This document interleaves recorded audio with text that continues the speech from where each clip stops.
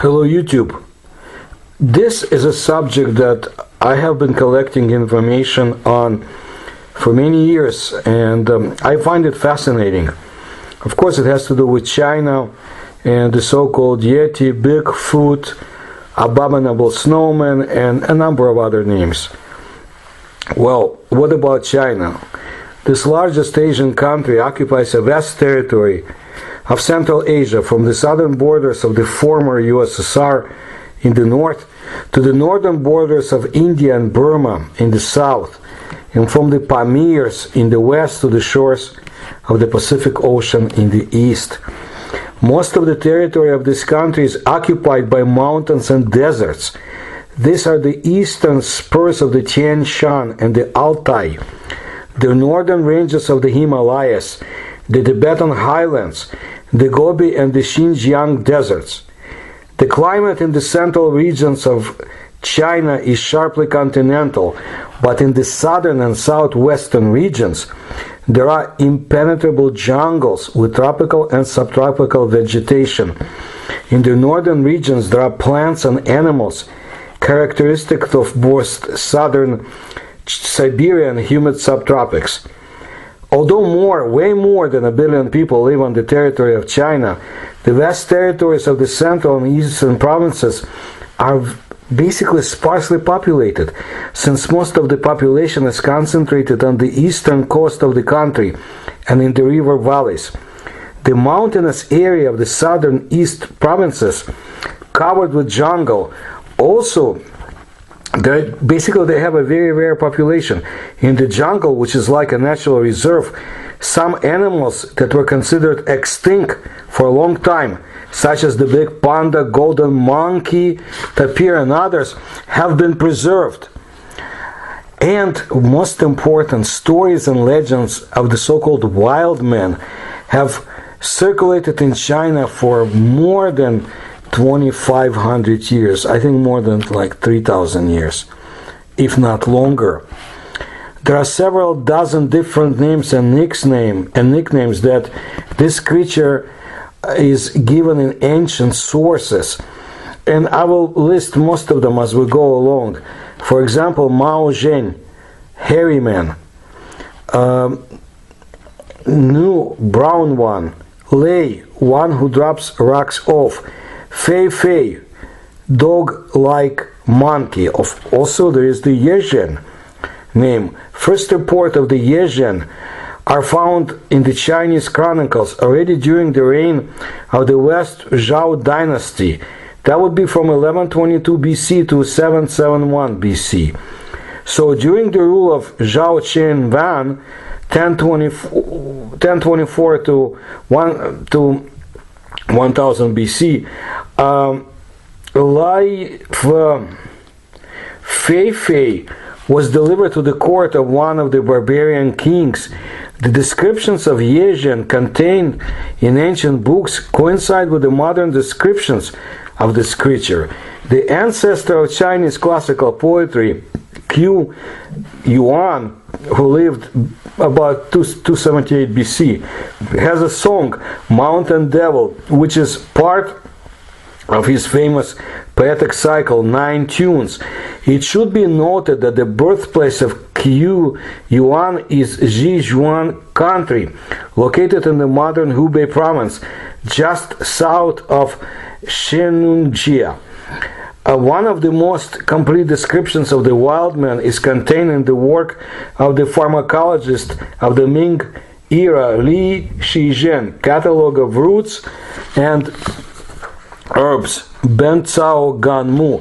And I need to explain to my Chinese listeners that my pronunciation is probably awful, but you gotta take into account Russian, Ukrainian pronunciation is not easy, but I'll do my best. So this author calls the creature a bear man and described it as an animal like a man with a red coat, like a monkey, with a tail and making sounds like a bird's cry.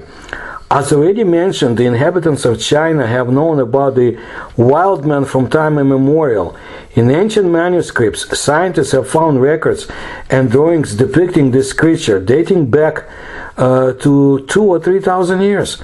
Most often images of a hairy man, yezhen, zhen, su, Iran, etc., are given in medical manuals.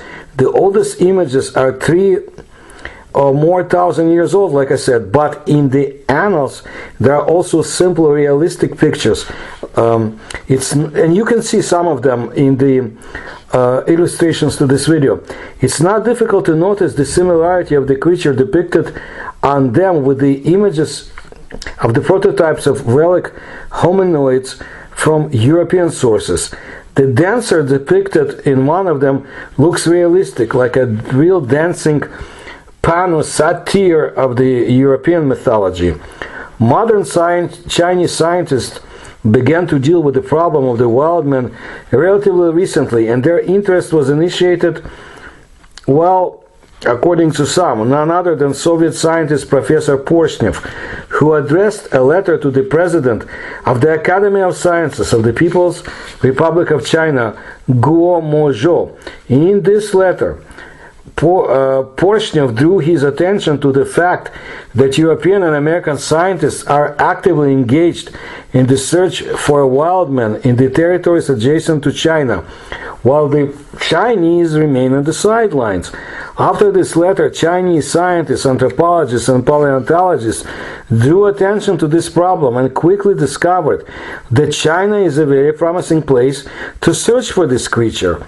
As it turned out, the majority of the population of Tibet knows about the existence in the north and south of the country of the animal known as yezhen or zhen xiyu. In other places it was called Iran. According to Chinese scientists, the majority of the population of Tibet also knows the existence of an animal known as mige in the north and south of the country. In the Tibet Autonomous Region in the Gansu province in 1947, residents of a village caught and kept a live mige in captivity. People from neighboring villages came to look at it. When the mige died some time later, his skin was removed, which is believed that it's kept in the local Hufa Shenjian temple. Most ancient monuments limit the habitat of the wild people to the southern regions of the country. I should say most ancient records, it's better. In the 18th century, when Tibet and Mongolia finally fall into the sphere of influence of China, reports of a wild man living in these regions begin to appear. More or less reliable reports confirming the hypothesis of the existence of relic hominoids in different regions of China belong to the new and modern times, before 1976. In 1914, the Russian writer Nikolai Baikov reported an encounter with a tamed wild man. It was actually in the original, it was called Wolfman, in Manchuria. Manchuria is the northeastern region of China. In June of 1930, the Yulingshan mountains of the Guizhou province in China, Miao hunters killed a female wild man. The creature's meat was eaten, but the bones were preserved and were allegedly handed over to scientists in the 1950s. In 1937, the wild man was caught by a Chinese military detachment in the Lake District Lobnor in Chinese Turkestan. Very unusual place, by the way. And I think I cover some of it in my videos. The creature was observed by the Soviet military specialist Rybalko. And by the way, he was the future Field Marshal of the USSR. By no means an insignificant person. In 1954, in the same year, Chekhanov, Soviet employee of the All-Union Society for Cultural Relations with Abroad, visited Yunnan, southern China, on the border with Burma. Scientists and responsible workers told him, in mountainous areas, the likeness of people who lead an animal lifestyle, who have neither clothes nor language, were found. One was allegedly captured and taken to the provincial capital, Kunming. In 1957, a Soviet journalist, the Reserve Colonel Kurzenkov visited the spurs of the Nanshan mountainous system in China. He was told about the wild people living here. Without clothes, they were bipeds. In 1959, Soviet professor Fedorovich, while in Xinjiang, asked the population about wild people. He was informed that Yavoy Adam, or Yavo Halk, Yabilek Adam, is found where wild yaks and wild horses are, in the mountains on the border of Xinjiang and Kashmir. So a lot of my sources come, of course, my information comes from the Soviet sources, because they interacted with China very closely, and of course they were also in conflict. But that's for other videos. The chairman of the government of Shanxi province, Comrade Zhao Shuoshan, reported in 1959 that 40 years ago he observed with his own eyes a living Zhenxiyu in the Qinlin Shan mountains, spurs of the Sichuan Alps. I speak a lot about those mountains in my other videos about China.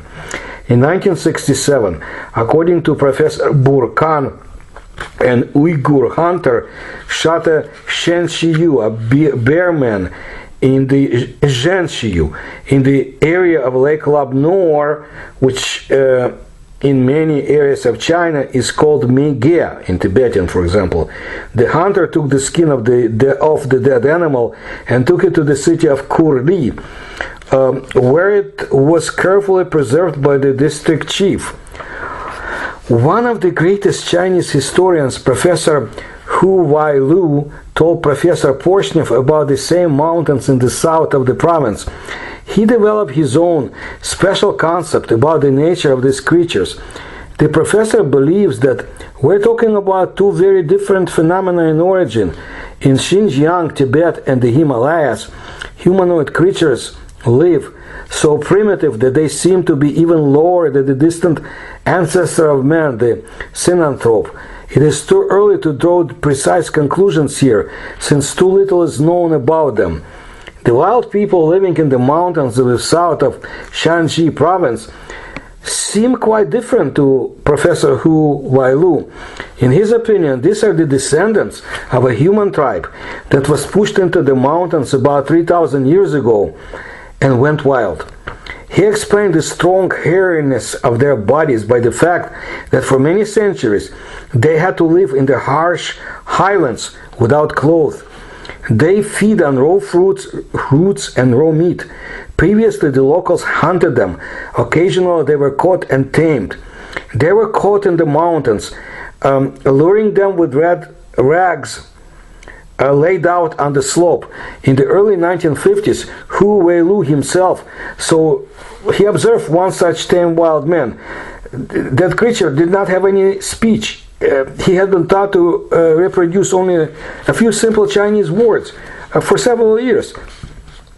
They also taught the creature to do some simple jobs. In the 1970s, expeditions were organized on the initiative of the Chinese Academy of Sciences to search for the wild man, in which biologists, teachers, and students of Chinese universities took part. Both military units and athletes were involved in the work of the expeditions. The participants of the expeditions conducted surveys of the local population, found traces from which casts were made, collected hair samples, which, as the analysis showed, differed from the hair of bears and other famous animals living in the area of the expedition and neighboring countries. Thus, the first results have already turned out to be very encouraging. The first publications on this topic appeared in the Chinese media. It turned out that the ancient Chinese chronicles and other sources have numerous mentions of the wild men, yezhen, Zhenxiyu, Iran, Mege, and so forth, which in translation again means something like bear man, hairy man, monster of the mountains, and so forth. Among several hundred reports collected during the expedition, the famous anthropologist Professor Zhu Guoxing singled out two as the most trustworthy, since they came from the people with scientific education. It should be noted that the vast majority of residents of the hinterlands of China and Tibet are completely illiterate, according to some people anyway. The first of these reports belongs to the biologist Wang Tselin, who in 1940 saw a female yezhen killed in the Gansu region in the Qianlin Mountains. This is the southwestern part of the Shanxi province. That killed individual was covered with thick brown hair. They were short and straight on the body and long and tangled on the head. She had deeply sunken eyes, strongly protruding cheekbones, and a strongly protruding lower part of her face.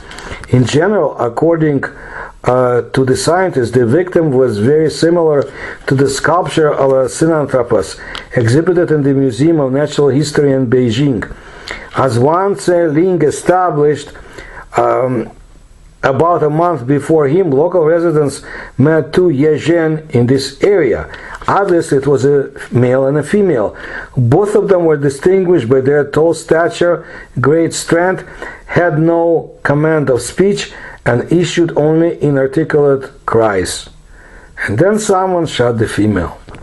Another report was made by geologist Fan Jingquan, who in the spring of 1950, with the help of a local guide, had the opportunity to observe two yezhen twice for a long time in the mountain forest of one of the spurs of the Qinlin Ridge, the Baozi district of Shanxi province. Here is how he describes what he saw. It was getting dark when we saw the yezhen. They were a mother with a rather tall cub, whose height was about 160 centimeters. According to the guide, who had been watching this female for many years, the age of the young yezhen was about 12 years. The mother did not let us get closer than 200 meters, while the wild child, like a calf that is not afraid of a tiger, behaved so boldly that he approached the guide very closely, wanting to taste the chestnuts offered to him.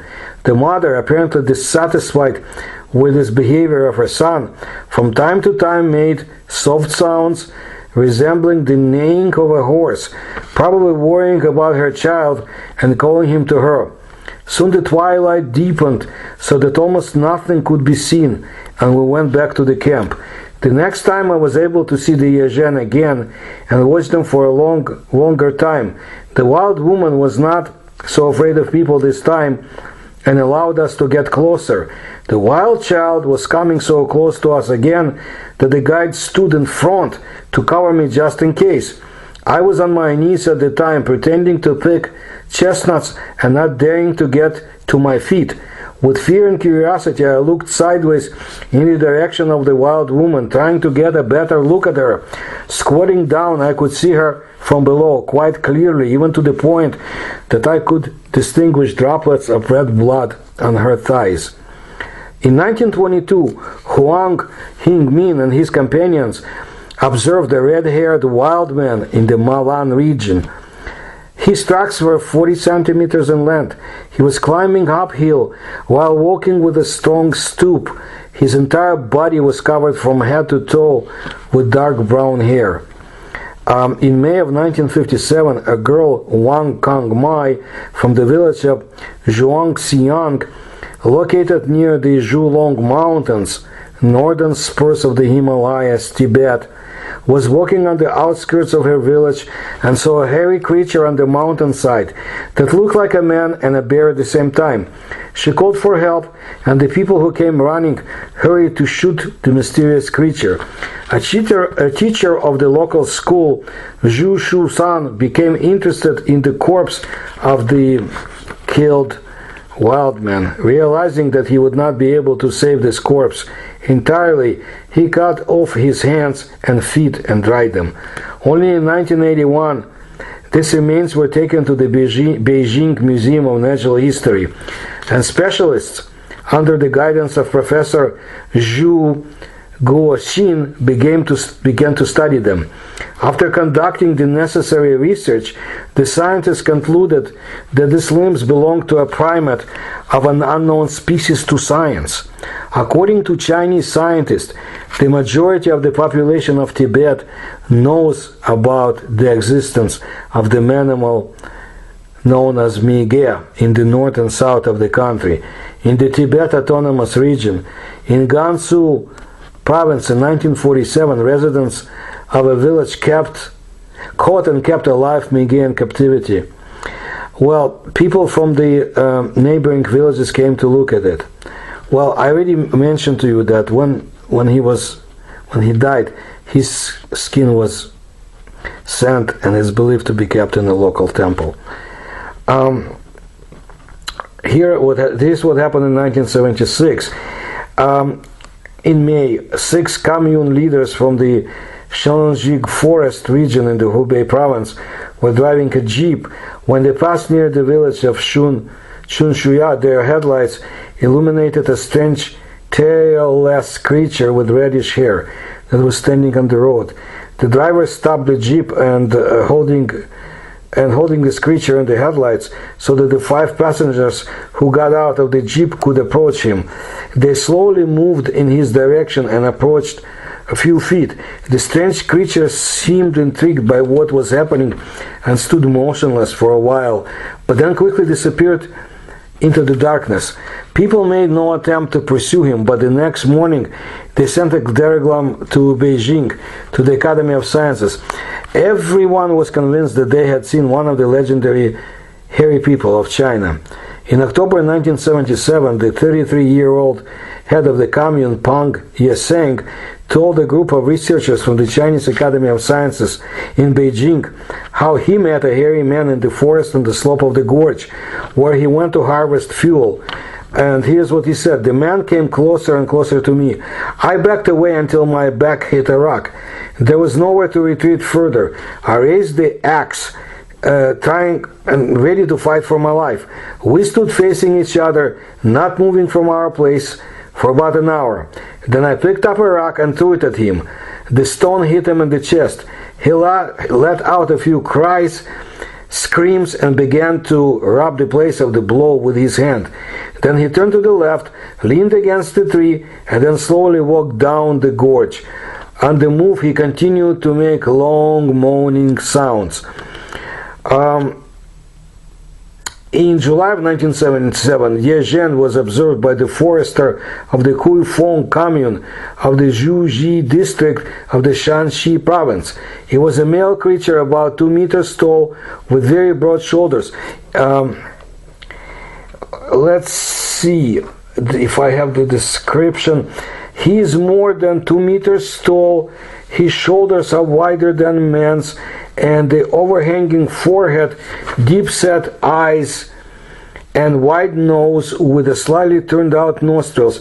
He had sunken cheeks, ears similar to human but larger, round eyes, also larger than human eyes, a protruding lower jaw, protruding lips. The front teeth are large, like horses. The eyes are black.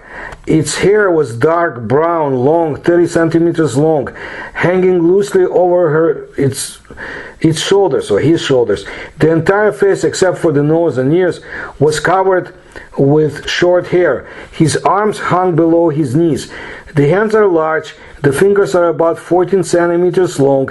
The joints of the fingers are only slightly highlighted. This is how the 33-year-old Pang Yezhen described a known creature. Pang told how he met this creature in the forest on the slope, at the gorge where he went to harvest the fuel. So let's see how he was. This creature had no tail. His body was covered with short hair. He had heavy thighs, shorter than his shins. He walked straight, legs wide apart. The feet were more than 33 centimeters long, about 15 wide, wider in the front than behind, with flat nails. He was a man. That's what I was able to see clearly. Very interesting. In 1981, the Soviet scientist Tishkov took part in the works of the Soviet-Chinese expedition working on the northern slopes of Mount Shishipangma in southern Tibet. The expedition studied the vegetation cover in the glacial zone at the altitude of about 5,000 meters above sea level. One day, returning from the place of work to the expedition camp, Tishkov noticed a strange hairy creature lurking near a large stone located a few dozen meters away from him, higher up on the slope. Other members of the group were walking along the bottom of the valley at that time, and Tishkov was moving along the slope. And at that moment, he was alone.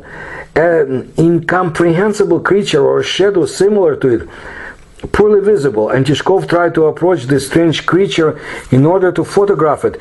But after walking a few steps, he suddenly felt that he was seized by some incomprehensible fear and rushed to run towards his comrades, but gradually calmed down and began to analyze his feelings because no one threatened him.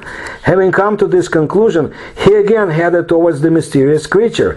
This time he was able to get closer to it than he was the first time, and saw that the position of the creature had changed slightly.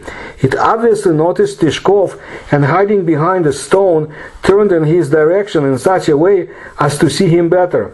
As the person approached it several times, peeked out from behind the stone and looked at him. Then it came out of its hiding place and on an open slope and began to move away. When Tishkov tried to get even closer, it started to run. It ran on all fours, making some strange jumps in one direction then the other direction. Tishkov managed to take several pictures, but because of the great distance in the photos, nothing could be distinguished. The growth of this creature was approximately, I think the height of this creature was approximately 160 centimeters. It was covered with not particularly thick hair, while the hair on the head was much longer than on the body. After the expedition returned to Beijing, Tishkov worked for some time in the archives. Looking through the reports of the previous expeditions working in the same area, Tishkov was surprised to find in the list of the animals encountered by the participants of the German-Chinese expedition working recently in the same area that the Yeti was not listed first, and after it, marmots, gerbils, shrews, and other inhabitants of the highlands were listed. So the Germans, they also saw that creature and listed it. In 1986, the famous Austrian mountaineer Ralph Misner was returning from climbing one of the peaks of Lhotse from Tibet. A climber who did not believe in the existence of the abominable snowman before, when asked about this creature at the press conferences in Kathmandu, he said that pushing through the thickets of the mountain forest on the mountainside, he hoped to meet yak shepherds to learn from them how to get to the Mekong coast faster. The rainy season was approaching, and the rise of water in the river could delay his return to civilization. He had lost the trail and was moving very slowly. Several times it seemed to him that the dark silhouette of some large animal flashed ahead. At first he thought it was a yak, and following him he would go out to the shepherds. But at some point Mesner saw the entire creature, the whole creature. It stood on two legs and was about 2 meters tall. His body, except for his face, was covered with black fur.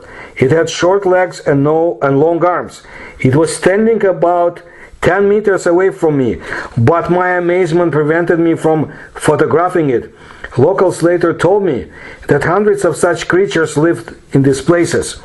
When he came to, Mesner photographed the tracks of this creature and measured their dimensions, 30 by 13 centimeters. The second time he saw the Yeti at night, when he came close to his camp. This time I was scared, Mesner writes, because the Yeti whistled, and according to local residents, the whistle is a sign that he is going to attack. I can't tell if it's a human being or a bear or an unknown species to science. At first he walked on two legs, and when he ran, he got down on all fours. A year later, a message came from another Austrian climber, Nair, that he met Bigfoot in the Himalayas and even photographed him on color film. Nair wrote that it was a creature about 2 meters 20 centimeters tall. When I began to shoot him with my camera, he, frightened by its sound, ran away, leaving footprints in the snow, the dimensions of which were 37 by 17 centimeters. Nayer's photographs have been published in some foreign publications, but due to their poor quality, they're of no value. But this is not surprising. After all, the filming did not take place in the pavilion. It took place in the outside area under strange conditions. And here's what Doctor of Tibetan Medicine Alexander Pyanik told in his interview. He traveled a lot in Tibet. When asked about the Bigfoot, he replied, "I was a casual witness to a Yeti hunt, but I am convinced that it is impossible to hunt this creature, much less kill it. This creature is capable of disappearing instantly. I myself saw how the snowman literally vanished into thin air as soon as the first shots rang out. The hunter, finding that he had missed, suddenly began to aim in my direction. I turned around and saw a hairy giant sitting quietly behind me. How did he manage to cover a distance of at least 300 meters in a fraction of a second? When several bullets whistled over my head, I threw myself to the ground, and at the same time the snowman disappeared from the sight again, and, ease of teasing the hunter, appeared from the other side." When asked how he explained such phenomenon, Pyanik replied, "This is undoubtedly teleportation, the movement of the body in space, or as they say among the people, the eye aversion." I'm not sure what he means. There are yogis and some psychics who can perform such miracles. People say that it's not worth trusting Pyanik in terms of mentioning teleportation, since there are reports that people have repeatedly shot at this wild man and killed some of the species. In the case described by him, most likely a person had short-term blackouts and visual hallucinations. That's what he means by eye withdrawal. The reason for this could be the conditions of the high mountains, or hypnosis, autosuggestion, verified there, you name it. Currently, among Chinese scientists, there are both supporters of the hypothesis of the existence of the relic Anthropoids. Of course, we're speaking about the abominable snowman and the whole family there, Yeti and so forth. And there are skeptics who deny the reality of the wild man. In its attitude to the problem of the relic hominoid, official Chinese science has an important difference from the Soviet one. Having failed to achieve positive results in this direction, Chinese science has managed to avoid any labels. Interest in the wild man was not and is not a reason in China to accuse scientists of quackery. This circumstance makes it possible to keep the topic at the level of personal interest of individual scientists. The Chinese mentality generally tends to avoid categorical assessments of anything. Modern Chinese academic science is not involved in the search for relic hominoids. At the same time, the activity of amateur enthusiasts in this direction is encouraged. This approach is pragmatic in Chinese. The failure of researchers do not affect the reputation of professional scientists, and if successful, the latter retain the moral right to share it. It should be clarified that the activity of amateurs is encouraged only if it is organized. The only category of scientists who are allowed to participate in this kind of research and public statements on the topic of wild men are accepted are the environmentalists. The fact is that this science has a reputation as young and revolutionary. Zhang Jinxiang, for example, one of them, was born in 1954 in Yuqi, Shanxi province, northwest China, a member of the Chinese Association of Scientific Research and the Special Committee for the Study of Rare Animals of China, head of the Integrated Scientific Search Group for the Study of Rare Animals of the Shanxi region, a well-known modern scientist and environmentalist. In his youth, he was sent to rural areas as part of the labor re-education of students program. He worked for a construction company in the central district of Shanxi province. Well, in 1983, for the first time, he traveled throughout China at his own expense, visiting 18 provinces, cities, and autonomous regions of the center and east of China. Subsequently, his trips continued. He participated in many important research projects, we can only imagine, okay? With all that secrecy. In the fall of 1993, Zhang Xinjing first became interested in the problem of the wild man Shenunjia. After preliminary preparation in October of 1994, he came to Shenunjia and began research which continues to this day. At the same time, he said, "I will not leave the mountains until I find the wild man. I will not shave my beard until I reveal the secret." In January 2008, the Chinese publishing house Kunlun published Zhang Xinjing's book Obsession with the Wild Man, telling about his 10-year adventures in the mountains and forests of Shenjungjia. From an online article dedicated to Zhang Jiang, it says that he had to live in the remote mountains where the roar of wild animals at night made his blood run cold. This is what I experienced in South Africa personally, by the way, in one of the interesting areas by Kruger Park. Anyway, as the time passed, he got used to living among animals, drinking from mountain streams and eating wild fruits.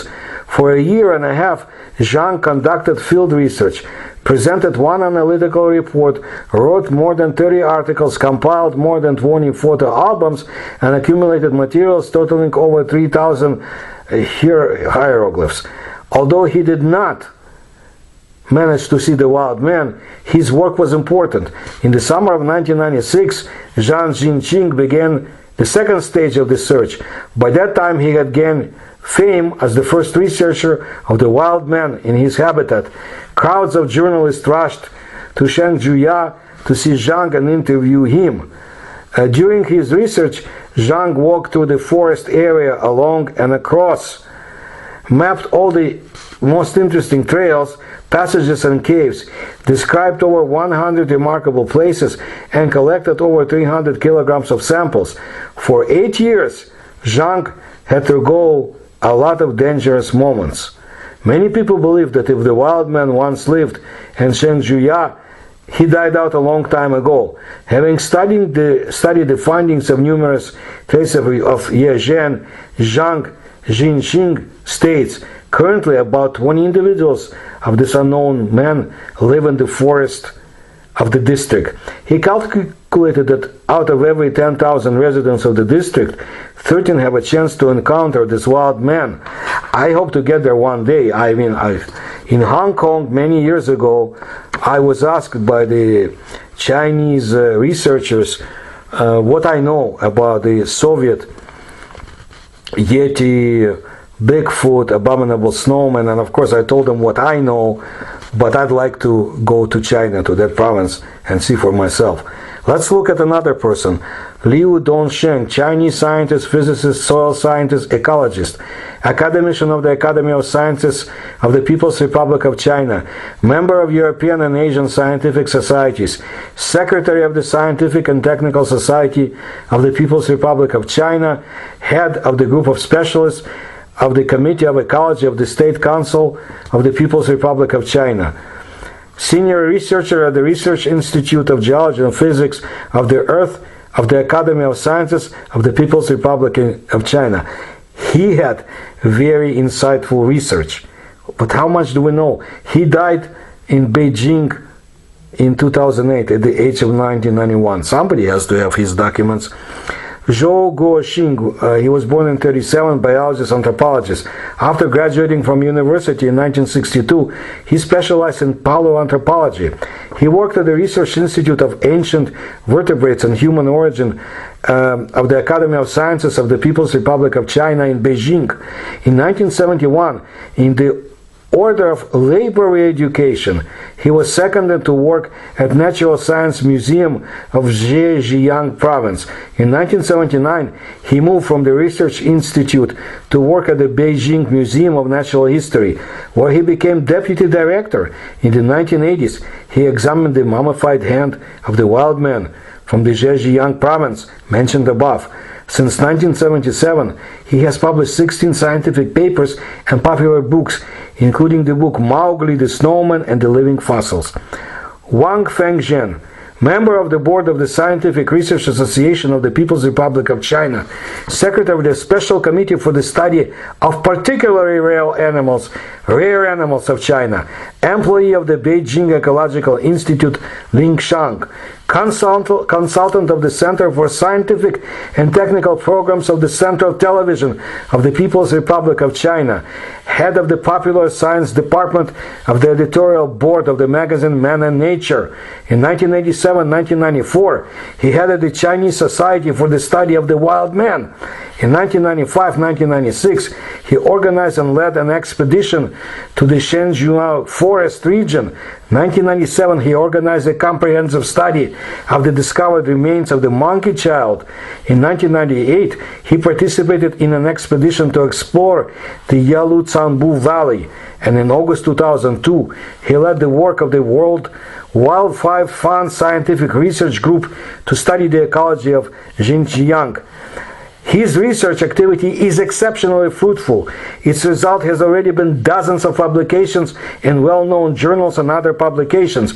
Among them are such works as the New Reflections of the Origin of Humanity, on Modern Primates, Man and the Wild Man, Notes on the Search of the Chinese Wild Man, and Research of the Zhonglong Monkey Child. I'm sure we will hear more about the wild man, Yezhen of China. They are very interested in this research and they are not afraid to pursue it, unlike some of the hypocrites in the Western science and those who close their eyes. There's a whole world of phenomena around us that cannot be explained, and we are standing towards the rear. China is expanding forward in outer space, in the research of the oceans, and in the subject that I described to you today. So they will know what the Mige and Yezhen and Yeti and so forth are before us. Next time I'll talk about Mongolia and a few other places you don't know much about. I thank you for your attention. If you can support my research, look at the links in the description of this video. Please tell others. Please subscribe to my channel.